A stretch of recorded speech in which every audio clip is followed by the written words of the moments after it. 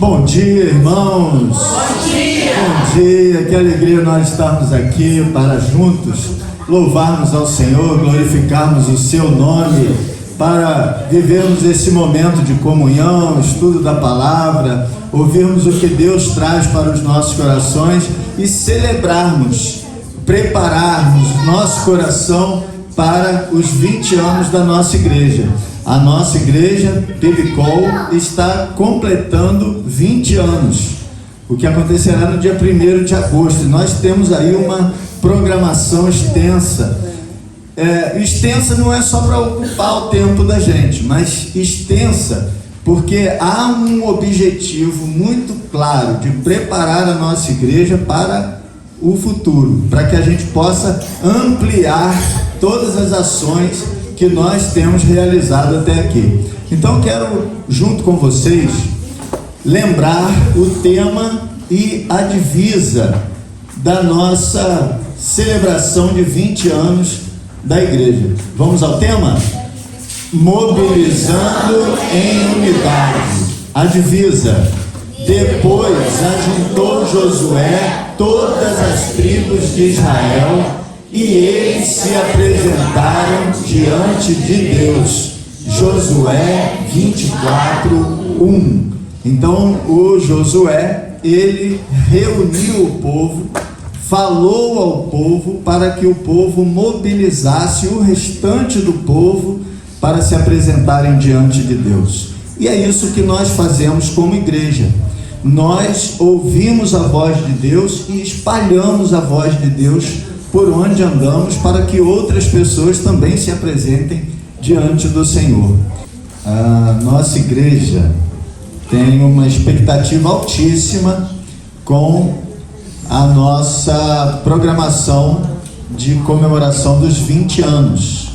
A coisa foi pensada inicialmente de fazermos uma série de conferências na semana do aniversário da igreja, mas refletindo sobre esse assunto, sobre a importância de a igreja completar 20 anos, nós começamos a pensar no momento em que a igreja vive e as ações que precisam ser impulsionadas para que a igreja possa viver um momento cada vez melhor. E aí foi definido pela comissão que preparou os 20 anos da igreja que nós fizéssemos uma preparação da igreja culminando com os 20 anos. Então nós começamos com uma série de palestras. O pastor Felipe trouxe para nós uma palestra sobre comunicação administrativa, muito instrutiva, muito abençoadora. Depois nós tivemos 3 irmãos lá da PIB de Cabo Frio, Gabriel, João Vitor e Lucas. Esses 3 irmãos estiveram aqui, eles dirigem a parte de comunicação da PIB de Cabo Frio, falaram sobre engajamento. E aí hoje nós estamos recebendo aqui meu amigo, meu colega de seminário, né? Eu tive esse privilégio, pastor Arthur, ele começou o seminário lá em Espírito Santo. E aí ele veio e fez o último ano do seminário aqui. Eu tive esse privilégio de compartilhar com ele algumas disciplinas ali no seminário. E então, assim, eu acompanho o ministério do pastor Arthur. A PIB de São Cristóvão é uma das poucas igrejas que eu visito quando estou de férias. Me sinto muito bem ali, muito feliz em adorar o Senhor ali na igreja pastoreada pelo pastor Arthur. Mas eu tenho acompanhado o ministério ali e tenho visto, dentre as várias coisas importantes que acontecem ali, o cuidado da igreja com a ação social. E nós temos entendido que o que há de mais complexo quando a igreja parte para a ação social é manter a mobilização, porque já é difícil mobilizar um grupo para uma atividade, imagine para um programa, para algo continuado. Então, nós convidamos, e eu falei isso com ele, assim, o pastor Arthur é plano A para falar sobre esse assunto aqui. Temos muito entusiasmo em ouvi-lo e muita expectativa para que Deus possa nos ensinar. Pastor, nossa igreja está aprendendo a realizar um projeto social. Temos realizado um projeto social, temos visto a importância, temos visto resultados desse projeto social. Ele tem sido bênção para as pessoas, mas tem sido bênção para a igreja, porque nós temos em vista inúmeros outros projetos sociais que são uma possibilidade para a igreja. Então, nós queremos ouvir para que Deus possa nos abençoar sobre isso. Queridos, prazer enorme de estar com vocês aqui, encontrar amigos de ministério e meu professor, pastor Jair. Alegria estar aqui nessa manhã, poder compartilhar um pouco daquilo que a gente tem vivido e aprendido também nesses últimos anos. Não estou aqui para, assim, dizer como tem que ser feito, não. Meu objetivo aqui nessa manhã é realmente conversar com os irmãos, expor algumas coisas, e os irmãos fiquem à vontade. Não é uma mensagem que eu prego e vocês só tem que ouvir. Se alguém quiser fazer alguma pergunta em qualquer tempo, só levantar a mão e falar assim: queria entender isso aqui, como é que isso aqui funciona, e como é que vocês fizeram isso, e isso aqui funcionou logo de cara, deu algum problema, para que a gente possa realmente transmitir o máximo que a gente puder de conteúdo. Realmente, mobilização é um desafio para a igreja, é um desafio para a igreja em qualquer tempo. Só que hoje, mediante a agenda de todo mundo, muito agitada, de muito compromisso, eu estava há 15 dias atrás, a gente enviou um dos nossos pastores para o Japão, para ficar 15 dias numa igreja lá. A igreja japonesa, ela tem uma dificuldade de mobilização, de engajamento muito maior do que a brasileira. Por quê? Porque o japonês, ele trabalha de 12 a 14 horas por dia. Então, a grande dificuldade da igreja japonesa é ter gente para fazer a máquina funcionar, os eventos da igreja, a mobilização. A igreja japonesa ainda tem mais dificuldade do que a igreja brasileira. No Brasil, a gente tem uma carga horária de trabalho um pouco menor do que em alguns países asiáticos, mas ainda assim a agenda de todo mundo está apertada. Você vê uma criança dessa hoje, tu vai ver uma agenda dela totalmente diferente da agenda da minha geração. A gente ia para a escola, depois brincava, fazia dever de casa, voltava para a escola, era aquilo. Agora não, tem aula de não sei do que, tem que fazer não sei o que lá. Até criança hoje tem uma agenda. Então, hoje a gente está envolvido com um monte de coisa, todo mundo trabalha, todo mundo tem um monte de coisa para fazer, tem que cuidar de casa. E aí, quando a gente tem que mobilizar a igreja como grupo para estar assim, se debruçando sobre uma atividade, sobre uma missão, realmente é muito desafiador, não é fácil.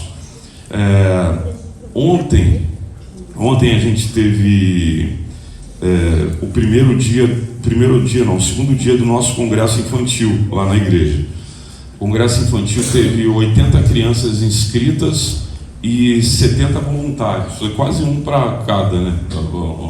Só ficou 10, 70 voluntários. A gente fez na sexta-feira à noite a abertura, ontem o dia inteiro essa programação, e termina hoje à noite. Agora de manhã a gente tem um grupo de uns 30 irmãos lá no Angelim, está tendo como é que chama aquilo? Um negócio uma competição de bicicleta. E a gente tem uma equipe treinada para servir café da manhã nesses eventos.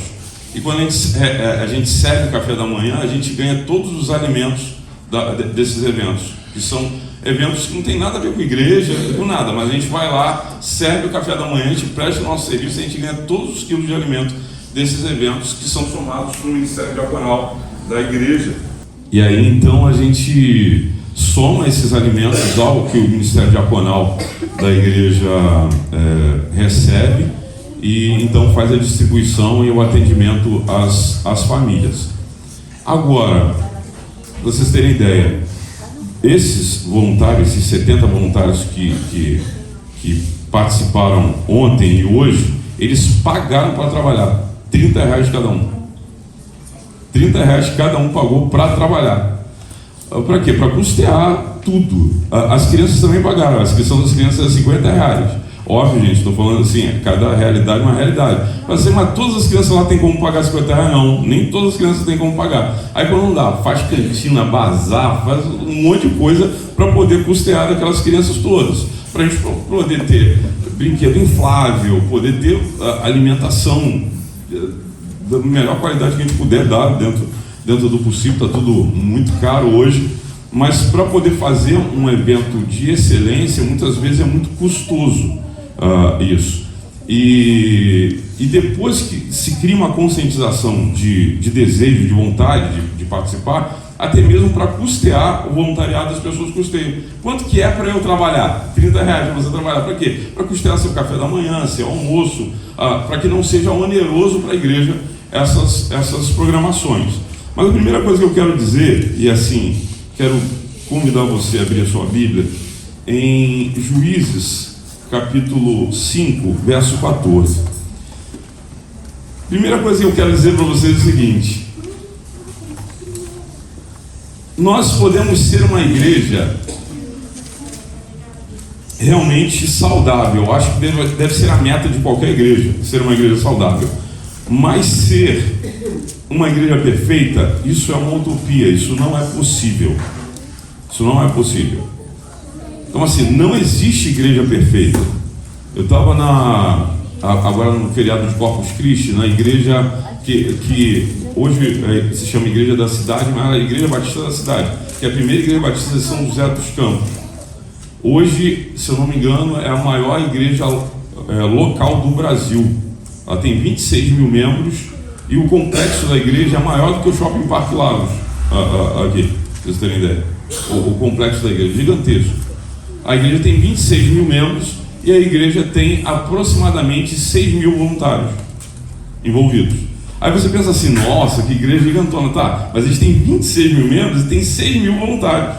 Proporcionalmente, se você parar bem para pensar, aquela igreja gigantona talvez tenha menos voluntário do que a sua igreja. Então, nem as mega igrejas que chamam hoje são perfeitas, não. Também tem as suas dificuldades de mobilização de pessoas, também tem as suas dificuldades para poder, no meio dessa agenda tão intensa que a gente vive hoje, poder fazer com que as pessoas se enganem e se envolvam com as questões da igreja. Então assim, isso é desafiador tanto para mega igrejas quanto para igrejas pequenas. Isso é um desafio para qualquer igreja, em qualquer região. Mas esse texto aqui, eu vou ler só rapidinho aqui essa parte. Mas por que eu quero ler esse texto? Nem todo mundo vai se envolver, prestem atenção, nem todo mundo vai se envolver. Em igreja nenhuma todo mundo se envolve.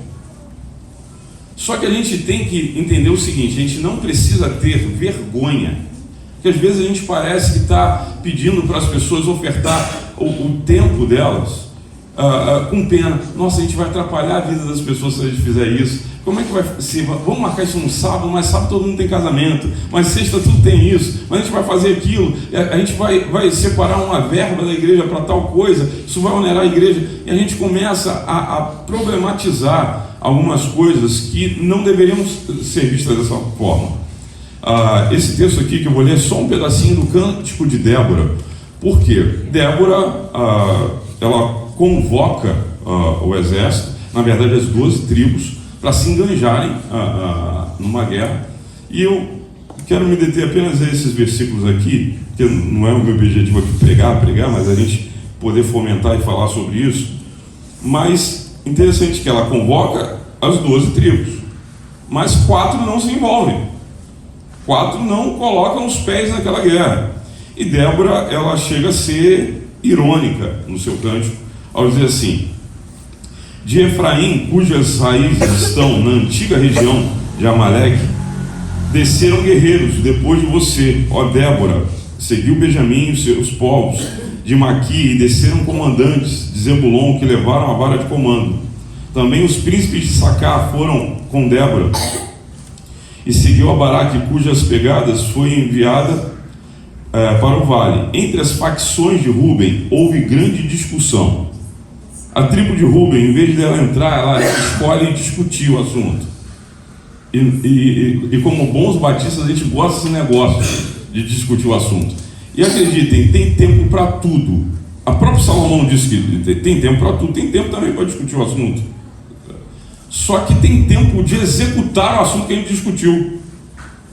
Então, assim, como o próprio Salomão disse, tem tempo para nascer, tempo para morrer, tempo para rasgar, só não tem tempo a perder. A gente não tem tempo a perder. Então, a tribo de Rúben, ela resolve discutir, houve grande discussão, ela não se enganja, ela não se envolve. Depois fala assim: por que vocês ficaram nos currais para ouvir flauta? Entre as facções de Rúben houve grande discussão. Aqui, a tribo de Rúben era uma tribo muito pastoral no sentido de ovelhas mesmo, de cuidar e produzir ovelhas. Gileade ficou do outro lado do Jordão. Uma das dificuldades às vezes da igreja é o seguinte: é uma programação da MCA. É da MCA. Não é da MCA, é da igreja. É uma programação do Ministério Infantil, é do Ministério Infantil. Eu não sou do Ministério Infantil, não entro na escala do Ministério Infantil, então eu não me envolvo. Isso daqui é do evangelismo da igreja. É do evangelismo da igreja? Eu não faço parte do Ministério de Evangelismo, então é evangelismo que tem que fazer. Então, assim, a tribo de Gileade, ela não se envolveu por quê? Porque ela estava do outro lado do Jordão. Tipo assim, a guerra não está desse lado, a guerra está do lado de lá. Se a guerra estivesse do lado de cá, eu me envolvia. Como não está do lado de cá, não me envolvo. Aí diz: e Dan, por que se deteve junto dos seus navios? A tribo de Dan era uma tribo altamente comercial, ela tinha navios, lojas, que paravam nos portos, abriam as suas lojas, e possivelmente a tribo de Dan, talvez até na guerra, mandasse dinheiro. E tem coisa que não dá para fazer com dinheiro, precisa de gente para fazer. Você pode até ter dinheiro, mas o dinheiro não faz as coisas sozinho.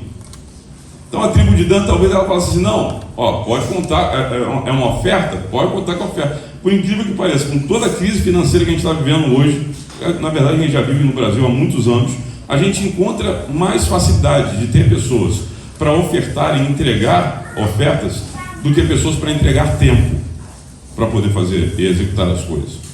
Porque tempo é muito mais caro que dinheiro, muito mais caro, exige muito mais. A tribo de Dan, quem se deteve nos seus navios? Provavelmente ali entre o exército inimigo haviam clientes da tribo de Dan. Azer ficou junto da costa do mar e repousou em suas baías. Tem gente que tira férias, a igreja está mobilizada. O pastor está direcionando a igreja: olha, nós vamos fazer isso, é o aniversário da igreja e tal. E tem gente que fala: o que mesmo? Já viu? Aqui não, mas lá em São Cristóvão tem um pouco meio perdido assim.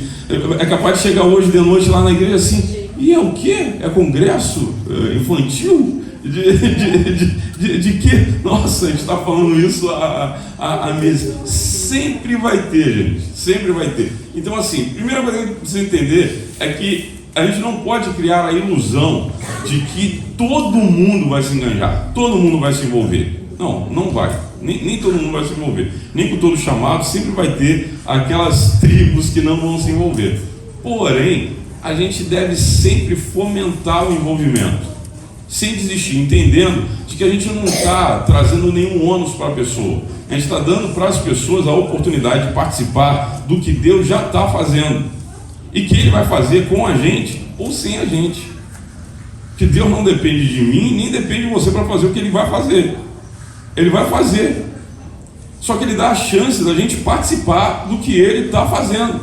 Então, toda vez que a igreja se mobiliza para uma atividade, seja ela de cunho social, seja voltada para ela mesma, a igreja precisa entender de que isso é uma chance, isso é uma oportunidade que a gente está recebendo de Deus. E se a gente não quiser se envolver, não tem problema, a guerra vai ser ganha, igual essa daqui. Mas talvez Deus não nos poupe da vergonha de não ter participado daquilo que Ele nos chamou para fazer. Ficou aqui o registro do cântico de Débora, das tribos que não se envolveram. Enfim, algumas coisas que eu aprendi nesses últimos anos, algumas coisas eu aprendi errando, tentando fazer e não dando certo, Algumas coisas eu aprendi tendo que sair para outros lugares para aprender com outras igrejas, de como funcionar, de como fazer a gestão de determinadas coisas. Hoje, talvez as igrejas que eu tive mais contato é a Central de BH, do pastor Paulo Mazzoni, e a igreja da cidade do pastor Carlito Paz. São as igrejas assim que mais eu fui lá para estudar mesmo, para aprender com gente que já faz. E eu acho que essa nossa humildade de sempre querer aprender, porque aquilo que funcionava antes da pandemia não funciona mais agora, aquilo que funcionava no ano passado agora não funciona mais. Então é um organismo vivo, ele tem que estar sempre dinâmico, sem ficar procurando moda, né? Porque se for perseguir tudo quanto é moda que for, tu se desgasta só perseguindo isso. Mas é importante a gente estar fazendo essa releitura de tempo em tempo. Lá na igreja, assim, essa dificuldade de mobilizar e envolver pessoas é comum e típica. Como é que a gente foi melhorando isso lá? Hoje a gente, aqui em São Cristóvão, a gente deve ter uns 250 membros, mais ou menos. Tem 20 batismos agora no próximo domingo.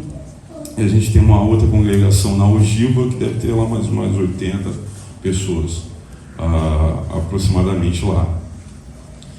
Hoje, a gente tem aproximadamente, a gente tem um ministério de voluntariado da igreja que faz a contagem de quantas pessoas servem em cada ministério, contando voluntários que estão, a gente que está enganjado mesmo, a gente que está trabalhando na igreja, a gente tem 120 e poucos irmãos. Então, assim, é uma porcentagem ótima. A gente tem 50% da igreja assim, de fato envolvida, entrando em escala, trabalhando em parte de conexão à internet, transmissão de culto, dança, parte de artes da igreja, música e tudo mais. Mas isso foi aumentando à medida de que a visão da igreja foi ficando mais clara. Quanto mais clara a visão da igreja, mais a igreja se enganja. Lá, a gente entendeu nos últimos anos, em 2017, de que quanto mais a gente investia em famílias, a igreja estava melhorando. E famílias saudáveis, igreja saudável, igreja formada de famílias. Se as famílias estiverem doentes, a igreja vai estar doente, consequentemente. E aí, em 2017, a gente substituiu o aniversário da igreja por um congresso chamado Arqueiros. Arqueiros é um congresso de pais, de treinamento de pais. A gente tinha muito problema o pai com o filho adolescente, com o filho isso, e às vezes o gabinete ficava lotado de pequenos problemas familiares que tinham que ser resolvidos, porque, na verdade, não tinha um investimento na vida de pais e famílias, propriamente dito. E aí a gente começou a fazer um congresso de 3 dias, que começou a clarear para a igreja qual era a visão da igreja. Olha, a gente está substituindo a série de conferências de aniversário da igreja por um congresso voltado para pais, que era sexta-noite, sábado o dia inteiro, onde os pais são classes pré-arqueiros, casais que não têm filhos ainda, arqueiros baby, casal que tem filho bebê, arqueiros kids, pais de crianças, arqueiros QA, que são pais de quase adolescentes, QA, os antigos juniores, arqueiros teen, que são pais de adolescentes, essa lota, né? Essa lota. Arqueiros Jung, que são pais de jovens, arqueiros sênior, que são os pais que, assim do ninho vazio, os filhos já casaram, e cadê os filhos agora, o que a gente faz? E arqueiros especiais, que são pais de filhos com necessidades especiais. E aí a gente passa o dia inteiro do sábado sendo treinado em classes separadas, são todos profissionais da área de saúde emocional, psicanalistas, psicólogos, treinando de manhã. À tarde, esse pessoal, eles agora que mudou, né, nessa nova edição, na edição anterior, você escrevia uma carta para o seu filho, e a gente tem um cofre do Arqueiros que a gente envia essa carta para os filhos. Agora nessa última edição já foi diferente, foi um vídeo gravado. Você grava um vídeo e o seu filho vai receber aquele vídeo num determinado tempo no e-mail dele, em alguma época da história. A gente teve alguns testemunhos interessantes, porque assim, no Covid alguns pais partiram, né? E aí alguns filhos receberam pelo correio a carta dos pais que já tinham partido,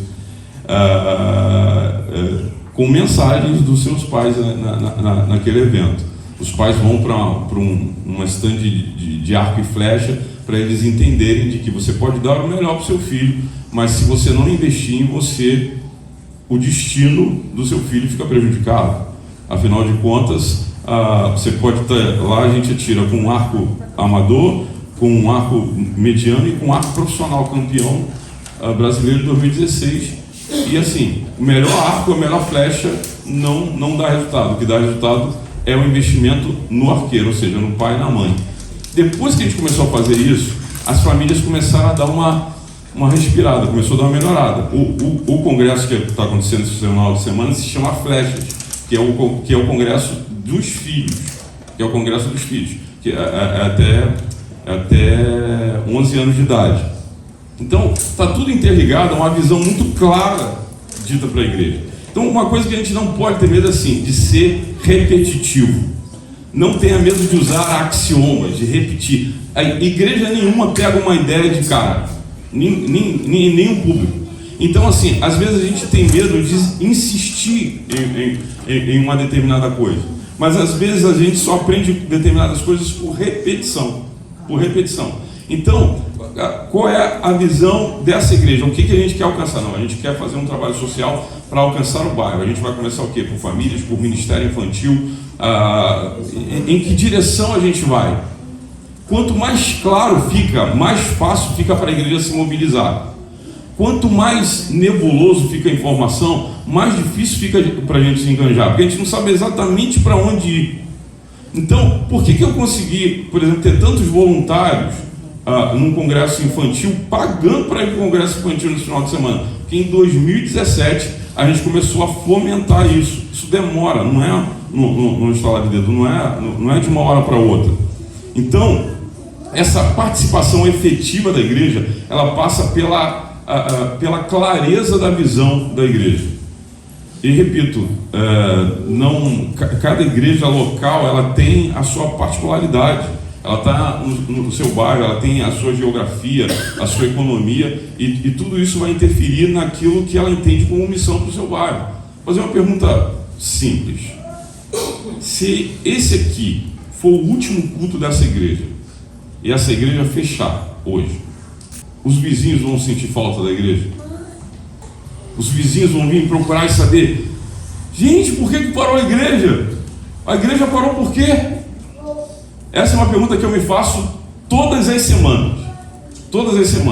Se a primeira e segunda vão fechar e os vizinhos não sentirem falta da gente ou falarem graças a Deus que o pessoal com som alto pra caramba no culto, tem alguma coisa errada. A gente está mirado só para dentro. A gente pode ser saudável e não ser relevante. Ali. Ser saudável e ser relevante está intimamente ligado. Sobre projetos sociais,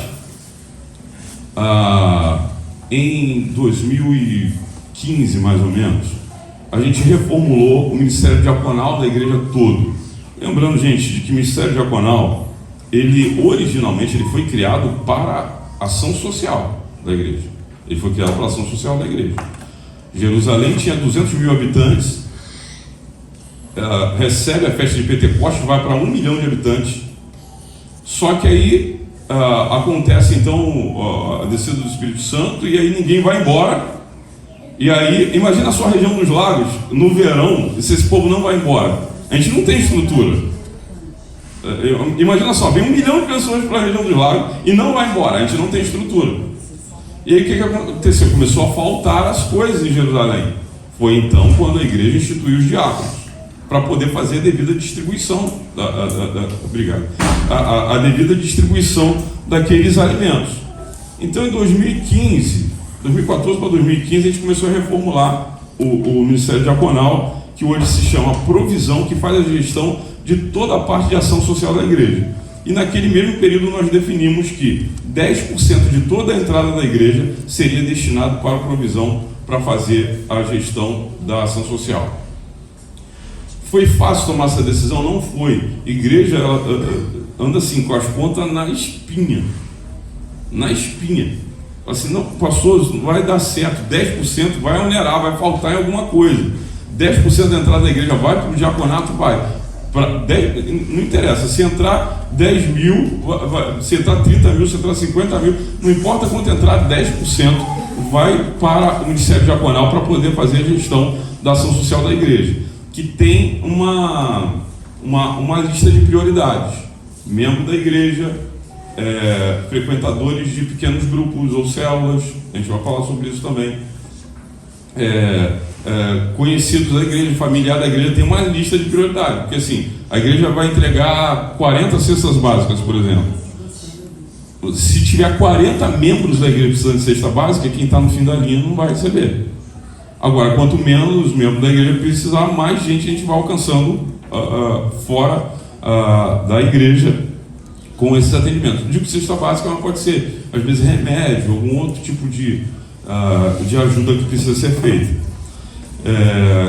Quando em 2015 a gente reformulou o Ministério Diaconal para estar voltado literalmente para a ação social começou a voltar a funcionar, só que o Ministério Diaconal ele não funciona só com os diáconos. Os diáconos fazem a gestão do Ministério Diaconal, mas entrega de cesta básica, a preparação de cesta básica, você vai comprar um negócio pelo CNPJ da igreja. Aliás, gente, só abrindo um parênteses aqui, igreja, ela tem isenção de impostos no Brasil. Não são todos os impostos, mas grande parte dos impostos. E se a gente fosse uma empresa normal, a gente pagaria 20 e tantos por cento de imposto. A verdade é que a gente tem o dever moral pela isenção de impostos de investir parte dos nossos recursos na comunidade. A isenção de impostos para instituições religiosas também é com esse fim, para que as comunidades religiosas possam investir em suas comunidades e em seus bairros. Não é simplesmente uma isenção de imposto para ser menos oneroso, é porque é uma isenção de imposto na expectativa de que a igreja possa pegar desse recurso que iria, entre aspas, para o governo e ela mesma poder fazer a gestão. Isso para todo o Brasil. Afinal de contas, a gente tem um CNPJ, mas a gente tem uma razão social. Já viu? Igreja tem CNPJ, mas está lá. Razão social. Qual é a razão social da igreja? Tem uma razão social. Não, como igreja, como instituição, a gente sabe o que a gente é. Só que quando a gente fala de razão social, vai além da questão do reino, da reunião dos santos, da celebração e do culto. Então, na verdade, eu não acho nada demais isso que a gente está fazendo como se fosse algo nossa. Não, é só uma reformulação do Ministério Diaconal. Mas o Ministério Diaconal, eles têm uma equipe de vários outros irmãos que não são diáconos, que vão juntos ao mercado para fazer a compra, para poder fazer as cestas básicas. A gente compra pelo CNPJ, então você tem um desconto, né, por isso, mas dá muito mais trabalho, você tem que separar, colocar nos sacos, fazer a gestão, distribuir para aquelas famílias lá dentro do recurso que se tem. Como é que a gente melhorou essa mobilização? Com pequenos grupos. Tem igrejas que chamam de pequeno grupo, outros de célula, tem igrejas que chamam de grupos de pastoreio, que são reuniões de pequenos grupos. Hoje, as principais igrejas do Brasil, que têm um grande número de pessoas mobilizadas e envolvidas, funcionam e trabalham com pequenos grupos. Aí o nome, sinceramente, não importa. Pequeno grupo, célula, grupo de pastoreio. Porque em pequenos grupos é muito mais fácil você fomentar e mobilizar a igreja.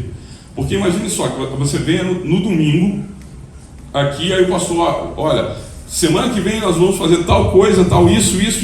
Agora imagine que durante a semana, o irmão que mora naquele bairro lá, 10 irmãos se reuniram naquela casa, 10 na outra, 10 na outra, 10 na outra, 10 na outra. Eles lá já fomentaram aquilo. O culto começa a virar uma cereja do bolo e não a concentração principal da igreja. Fica muito mais fácil a gente estar envolvido quando a gente não deixa que a nossa comunicação seja feita exclusivamente nas celebrações. É muito pouco tempo. Aqui vocês têm culto o quê? Quarta e domingo de manhã e à noite. Então, assim, são 3 cultos por semana. É pouco tempo para a gente fomentar, às vezes, grandes mobilizações. Vamos fazer um trabalho tal, assim, assim. Agora, quando a gente se reúne em pequenos grupos, fica muito mais fácil essa mobilização. Do líder de pequeno grupo. Por exemplo, até para trazer a dificuldade. Por exemplo, o líder de pequeno grupo, ele já traz para a gente: olha, tem alguém no meu pequeno grupo que está precisando de uma cesta básica. O líder de pequeno grupo já comunica, o diaconato está. Eu mesmo nem sei nada. Eu só sei o que foi, mas eu não sei para quem que foi entregue. Eu nem me envolvo nisso. O diaconato faz toda essa gestão da parte de ação social. Mas tudo chega muito rápido, por quê? Porque a gente sabe das necessidades das pessoas semanalmente. Semanalmente a gente está se encontrando com aquele pessoal. Então, assim, fulano de tal ficou doente, fulano de tal está hospitalizado. A velocidade da informação chega muito mais rápido. Quando a gente se concentra só em cultos, quando alguém vai precisar de alguma coisa, você soube, pastor? Às vezes eu fico assim: você soube, pastor, que fulano de tal está internado? Eu falei: onde? Quando? Que foi? Provavelmente ele não estava em um pequeno grupo da igreja, porque se ele tivesse um pequeno grupo eu sabia no mesmo dia. O próprio líder de pequeno grupo já colocava no grupo lá: olha, fulano de tal, do grupo tal está internado. Mas como ele só vai no culto esporadicamente, para eu saber que ele está internado, que ele precisa de uma ajuda, demora muito mais. Muito mais. Então, a velocidade de informação e a mobilização de igrejas que funcionam em pequenos grupos, a Igreja Central de Belo Horizonte, ela tem um outro formato, ela só funciona com pequenos grupos e células. Ela não tem ministério jovem, não tem nada disso. Tudo funciona via célula. A igreja de BH hoje, se eu não me engano, também tem 27 mil membros, uma coisa do tipo. É uma das formas mais multiplicadoras da igreja, mais rápidas da igreja crescer. E a igreja de BH, ela tem, o pastor Paulo Mazzoni, aliás, todo o material deles é gratuito, da igreja. Você pode entrar no site da Igreja Central de Belo Horizonte e entrar lá e procurar lá DNA, que é a visão ministerial da igreja lá, e todo o material deles é disponível e gratuito, até vídeos de treinamento e tudo mais. Você pode acessar lá e entender um pouco como isso funciona. Então, assim, pequenos grupos, uma comunicação efetiva é bem importante, desenvolvimento de treinamento. O que acontece? E esse, assim, eu diria que eu acho que foi um dos maiores erros ministeriais que eu cometi nesses 19 anos que eu estou lá na igreja. Teve uma época que eu fiquei exausto. E eu não estou mais novinho, não, gente. A gente estava falando ali, eu sou pastor já de transição, mano. Estou com 47. Aí o pastor já deve olhar para mim assim: ainda tem coragem de dizer que não é novinho, não. Eu tenho 47, mas assim, é uma outra geração, é um outro tempo. A verdade é que a gente não consegue acompanhar, às vezes, a velocidade das coisas que acontecem. Não consegue. E um dos maiores erros que eu cometi foi não ter investido em treinamento da igreja. O que aconteceu? Chegou uma hora que a igreja cansou mesmo. 2012, o pessoal até falava assim: ó, não pede carta para a primeira de São Cristóvão não, que está morrendo todo mundo lá. Sério, morreu geral em 2012 na igreja. Morreu muita gente mesmo, muito mais do que no Covid. E aí o pessoal falou assim: não vai para a primeira de São Cristóvão não, que está morrendo todo mundo, sério mesmo.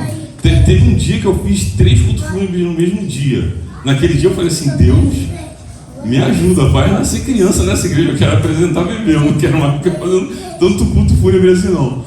Foi uma época assim que a igreja estava muito cansada, exausta. Muita atividade, pouca gente para trabalhar, a gente perdendo muitos irmãos por uma série de fatores, e a igreja muito cansada.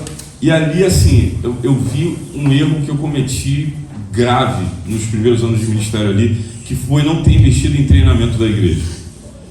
Por quê? Por exemplo, um banco desse que você está sentado, ele pode ser desmontado. E se eu te der eu estou vendo ali, é um parafuso Phillips. Se eu te der uma chave Phillips e falar assim, olha, desmonta esse banco, provavelmente você vai desmontar. Monta ele de novo, provavelmente você vai montar. Mas assim, vai, penar para poder fazer isso. Agora, se eu disser para você assim, olha, desmonta e monta esse banco aqui, mas eu te der uma parafusadeira elétrica, carregada, que não precisa de fio, com várias pontas para tirar, tu desmonta e monta esse banco em 20 minutos. Em 20 minutos. O treinamento é isso. Treinamento, ele faz com que a igreja fique menos cansada para fazer o que ela tem que fazer. Porque é ferramenta. São coisas que são dadas para a igreja fazer mais velozmente aquilo que ela está proposta a fazer. E assim, no início do meu ministério eu investi quase nada de treinamento, tanto para mim quanto para a igreja. Eu cansei, a igreja cansou, a gente olhava para a cara um do outro e falava assim, meu Deus, o que a gente vai fazer? Não tinha, nem eu nem a igreja tinha energia mais para nada. Até que a gente começou a investir em treinamento, de procurar treinamento fora, de buscar treinamento para a igreja. Aí sim, aí a gente começou a fazer o que a gente fazia de uma forma muito mais leve, porque a gente tinha ferramenta para poder fazer. Hoje a gente vai uma vez por ano. Dessa última vez agora a gente foi com 68 irmãos para São José dos Campos, numa conferência que a gente tem lá, chamada Conferência Inspire, onde a igreja da cidade oferece um treinamento de 4 dias, onde a gente senta lá para aprender mesmo. Tem várias pessoas, tanto da igreja da cidade quanto de outras, da própria Hillsong, Bethel, de igrejas de fora, ensinando métodos e estudando mesmo. Depois que a gente começou a investir em treinamento, além do engajamento aumentar, começou a ficar mais leve o trabalho. O último ministério agora da igreja que a gente lançou é o Ministério Viva, que trabalha a questão de saúde. No culto de quarta-feira, sem ser essa quarta-feira passada, agora a outra, a gente teve um culto onde a gente falou só sobre saúde. Então tinha médicos, dentistas, nutricionista, não entrava refrigerante nem nada naquele culto, era só coisa natural, orgânico. Tem uns irmãos nossos aqui da igreja de São Jacinto que produzem material orgânico de alta qualidade. Eu acho que ele é até irmão do pastor Kleber, lá de São Jacinto. E aí então a cantina foi feita só com legumes orgânicos, a gente falando sobre saúde, porque hoje também é necessário a igreja se envolver nesse tipo de área. Então assim, por que a gente hoje chega a fazer isso? Porque a gente foi procurar treinamento, a gente foi ser treinado. Porque sem treinamento, eu repito, esse de longe foi o maior erro ministerial que eu cometi nos primeiros anos ali. Eu não investi em treinamento nem meu, nem da igreja. Eu cansei, a igreja cansou, chegou uma hora que a gente olhava um pagar do outro e a gente não sabia mais o que fazer. Porque a gente não tinha nem energia para poder fazer as coisas. Até que depois, com vários outros treinamentos, a gente começou a fazer o que a gente já fazia mais leve. E aí, com uma boa ferramenta, você já começa a fazer outras coisas. Você já começa a avançar. Por quê? Porque começa a ficar leve o trabalho. Sabe, não é, vamos fazer uma EBF. Ai, meu Deus, vamos fazer uma EBF, vamos encher de crianças, a gente precisa de voluntário, a gente precisa de pessoas, como é que a gente vai fazer? Com as ferramentas certas, a gente faz o que é bom de forma muito mais leve, mas investir em treinamento, pena que eu demorei tanto para ter investido nisso. Caso contrário, eu não teria ficado tão cansado, nem a igreja teria ficado tão cansada ali. Uma outra coisa muito importante é o envolvimento da liderança. O que acontece? As pessoas, elas não fazem o que a gente fala para elas fazerem. Elas fazem o que a gente está fazendo. O exemplo arrasta as pessoas. Não tem como você mobilizar o seu grupo, as mulheres, as crianças, se você não fizer, sem colocar a mão na massa. Não tem como. Hoje, tem pessoas que ela acham que liderar a igreja é por Wi-Fi, por Bluetooth. Não, vamos fazer isso. Cara, cadê eu com a mão na massa fazendo isso, isso e isso? Não estou dizendo que você tem que fazer tudo, que você tem que ser o melhor em tudo, mas você tem que estar enganjado no negócio. A liderança precisa ser a primeira a virar essa chave. Eu preciso investir em treinamento em mim. Eu preciso cuidar da minha família, eu preciso cuidar da minha saúde. Eu preciso realmente...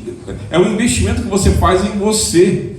E no treinamento que você faz em você que vai refletir na igreja. Quanto melhor você tiver, mais enganjado você vai estar. Quanto melhor, mais saudável você tiver, mais saudável a sua igreja também vai estar. Então a liderança ela precisa estar envolvida. Se a liderança não entender de que a gente tem que estar sempre estudando, a gente tem que estar sempre em treinamento, a gente tem que estar sempre aprendendo, a gente vai chegar uma hora que ou a gente vai cansar e vai desistir. Tinha uma época lá na igreja que era assim,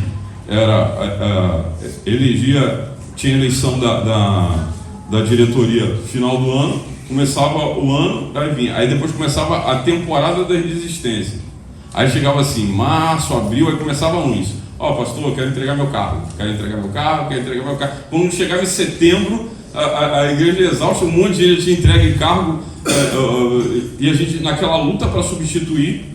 Não, hoje a gente funciona totalmente diferente. Se você chegar para mim e disser assim, pastor, eu quero entregar meu carro, beleza, quem é o seu substituto? Quem é seu sucessor? Sucesso não é você fazer um evento extraordinário na igreja. Sucesso é você preparar um sucessor. Se eu morrer, quem é que continua a fazer o que eu faço? Se eu morrer, a igreja lá para? Não, eu preparei a igreja nos últimos anos para isso. Não para. Não vai parar se eu morrer. Porque se eu for tão insubstituível assim, se você for líder e você for tão insubstituível a ponto de, se você for retirado ou se você morrer, o negócio todo desanda, então você não teve sucesso na sua liderança. O sucesso da liderança está na capacidade de você preparar sucessores. Se eu parar de fazer, eu tenho gente que vai dar continuidade àquilo. Pelo menos até que a igreja tome outras decisões, escolha outros pastores, assim como quiser, mas não vai desabar o negócio caso aconteça alguma coisa comigo, caso eu morra, por exemplo. Eu sei que pode soar meio mórbido isso, mas a gente deve sempre pensar assim. Então assim, você é líder de mulheres, você é líder do corpo diaconal, quem é o seu sucessor? Quem você está preparando? Isso é discipulado. Discipulado é você preparar, e é sucessores no reino, não é sucessores só na sua função. Sempre preparar alguém. Porque às vezes a gente fala assim, tem gente que é ótimo para fazer uma programação, para mobilizar, tem isso, mas tem dificuldade de preparar uma outra pessoa para substituir. E aí o que acontece? Aquela pessoa fica doente, pronto, aquilo não acontece. Aquela pessoa falha, não tem continuidade. Então a gente precisa entender de que sucesso tem a ver com preparar sucessores.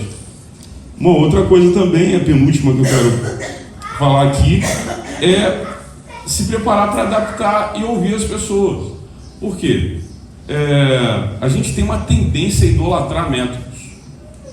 A gente fez um negócio uma vez, aí ficou bonzão. Sabe o que a gente vai fazer? A gente vai querer fazer igualzinho pro restante da vida. Não, porque deu certo naquele dia, daquele jeito. Não idolatre um formato e um método. Seja sempre flexível para ter que reformular, para ouvir às vezes a sugestão de alguém, a opinião de alguém, que de repente vai falar assim, não, realmente isso aqui a gente precisa melhorar. Ficou muito bom, ficou, mas não idolatra o método. Porque tem gente que fala assim, não, porque a gente colocou desse jeito, ficou muito bom. Então o que a gente vai fazer? A gente vai fazer exatamente do mesmo jeito. Não faça isso. Porque a gente começa a idolatrar formatos de igreja, métodos de igreja. Isso nunca vai funcionar. Nunca vai funcionar. Quando a gente começa a idolatrar métodos, não porque sei lá, igreja de propósito, DNA, MDA, troço todo que existe hoje, a gente começa a tirar a honra de Deus e colocar a honra para quem desenvolveu métodos. Rick Warren, ele sem dúvida escreveu uma igreja de propósito, uma vida de propósito, uma visão extraordinária de igreja que impactou e influenciou o mundo todo. Só que não é porque nos anos 90 aquilo deu certo naquele jeitinho que tem que ser. Exatamente, ele fala assim, não copia, porque vai ficar uma cópia mal feita. Então, assim, cada igreja é uma parte da noiva que precisa de uma alfaiataria. Então, assim, não tem como, eu tenho como compartilhar com vocês, por exemplo, as experiências que eu vivi e que tenho vivido, mas eu não tenho como dizer assim, olha, façam desse jeito. Esse é o formato que tem que ser. Não, essa daqui é uma parte da noiva de Cristo que tem uma alfaiataria que só vocês vão saber fazer. As medidas é vocês que têm. Mas não tem como a gente mobilizar pessoas sem oração. Uma vez alguém me perguntou, falou assim, olha, quando eu chegar no céu, eu vou procurar Abraão e vou perguntar, Abraão, como é que foi aquilo? Moisés, como é que foi abrir o mar? Eu também queria, quando eu chegar no céu, eu queria pelo menos ver o VT, né, como é que aconteceu do lá. Estava pensando, não, porque quando não tiver, e eu vou brigar com Eva, porque ela comeu a fruta, tal, isso, quando eu chegar no céu. Pensei, aí eu falei para ele assim, e se for o contrário? E se Moisés e Abraão chegar para a gente e falar assim, como é que é ter o Espírito Santo em vocês? Porque eles não tinham. Conta para mim. Moisés perguntando para a gente, e os crentes, como é que é ter o Espírito Santo habitando em vocês? Fazendo a obra com o Espírito Santo em vocês. Como é que é? Imagine só os Elias, Eliseu, os grandes profetas, encontrando com a gente no céu, perguntando para a gente, igreja, como é que é? A gente queria muito saber como é que é vocês agindo, cheios do Espírito Santo. Minha geração não teve isso. Eles não tiveram isso. Nós temos isso. Nós temos o que os profetas não tiveram, que os patriarcas não tiveram. Nós temos o Espírito Santo habitando em nós. Nós temos a coisa mais potente do mundo para nos levar a sermos relevantes onde a gente está. Ser cheio do Espírito Santo é coisa só do Novo Testamento. No Velho Testamento era transitório, o Espírito Santo se movia, ele interagia, mas habitar é coisa que a gente vive hoje. Então não se ache menor do que os grandes nomes da Bíblia, porque é capaz de a gente chegar no céu e eles perguntarem ao contrário. E aí, como é que é viver sendo o templo do Espírito Santo? Recebendo dele dons, tendo ministérios? Como é que é isso? Como é que foi vivenciar isso? E o que a gente vai dizer se for ao contrário? A gente está chegando que vai... Óbvio, gente, que isso é uma metáfora, né? Uma hipótese. A gente está achando que vai chegar no céu e perguntar como é que foi. E se a gente chegar no céu e a gente for perguntado, o importante é chegar no céu, né, gente? Você vai se perguntar, você vai perguntar, contanto que a gente esteja lá, tá tudo certo. Mas o bom mesmo é a gente levar o máximo de gente possível para lá. Essa é a nossa missão, esse é o nosso desejo. No entanto, como disse lá o Cântico de Débora, nem todo mundo vai se envolver. Nem todo mundo. Nem todo mundo vai se enganjar. Vai ter gente que vai achar que tudo do lado do Jordão, eu tenho minhas coisas para resolver, vamos discutir o assunto um pouco mais, quando a gente já era para estar executando determinadas coisas e tarefas.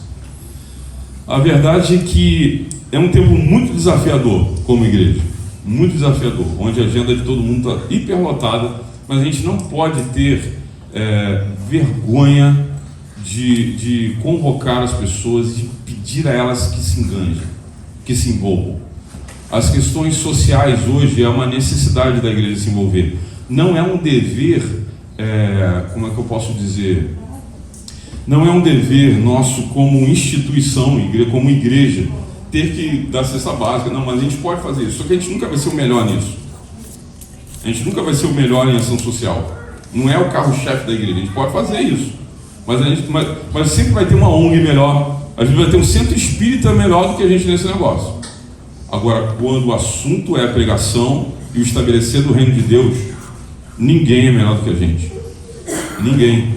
Não tem ONG, não tem centro espírita, não tem empresa que distribua 500 cestas básicas que vai substituir a igreja. A igreja é insubstituível. mas ter a igreja envolvida e mobilizada custará de nós comunhão. Por isso mencionei a questão dos pequenos grupos. Comunicação clara a respeito da visão da igreja local. Tem coisas que Deus vai revelar e vai mostrar ao seu pastor. Sabe, como está lá em Apocalipse, o anjo da igreja escreve, é ele que tem a missão de passar para a igreja. Mas tem coisas que Deus vai falar com o pastor. E isso não é uma arrogância ministerial, não. Tem coisas que Deus vai falar com o pastor mesmo.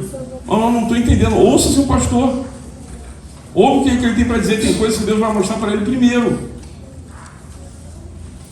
E quando a gente entende e compreende de que sim, os pastores são pessoas que foram escolhidas por Deus, também escolhidas pela igreja no nosso caso, para que sejam esses porta-vozes, que trazer essa comunicação para a igreja, trazer visão para a igreja, a gente começa a entender de que se a gente ouvi-los algumas vezes com mais atenção, com mais cuidado, a gente vai compreender qual é a direção que Deus está dando para a igreja nesse tempo. Eu sei que você pode falar assim, tu está legislando em causa própria porque tu é pastor.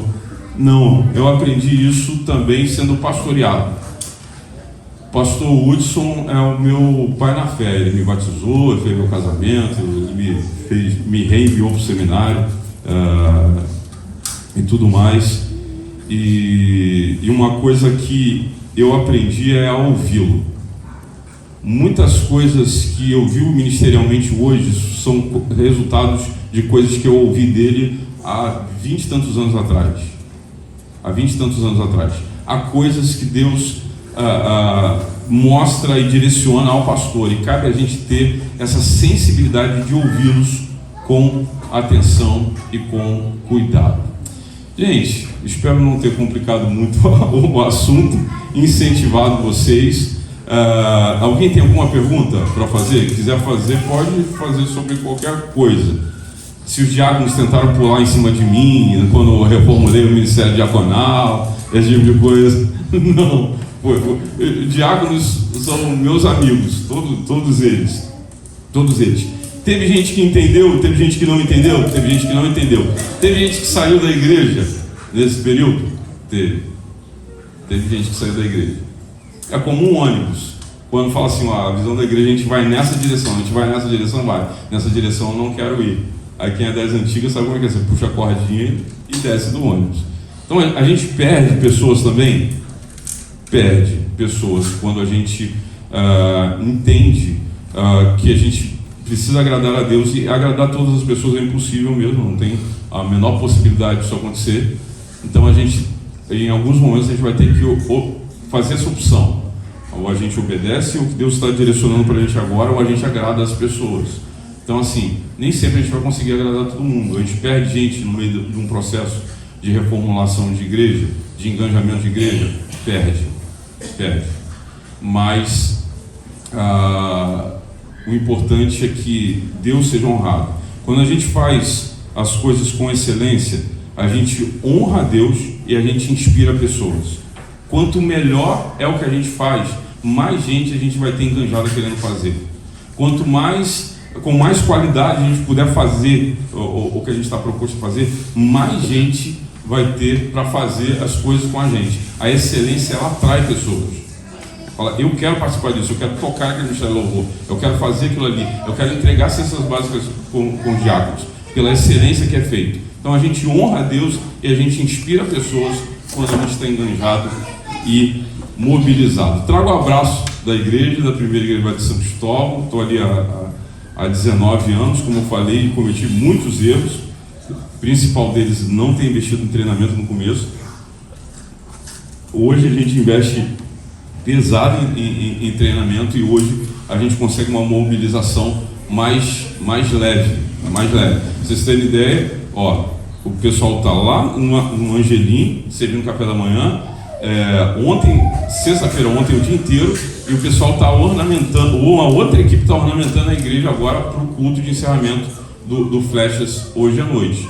Então assim, para a gente poder conseguir fazer isso sem o povo ficar na segunda-feira exausto, a gente teve que investir em vários treinamentos. Para quê? Com a ferramenta certa a gente faz o que é certo e o que é bom de uma forma muito mais leve. Pastor Ascenso, obrigado pela oportunidade de poder compartilhar com a igreja aqui. Que Deus abençoe vocês e abençoe aqui na missão de transformar esse bairro, essa cidade, de participar disso. Fico muito honrado de poder participar de uma data tão significativa que é 20 anos da igreja. Fiquei muito honrado pelo convite mesmo. Obrigado.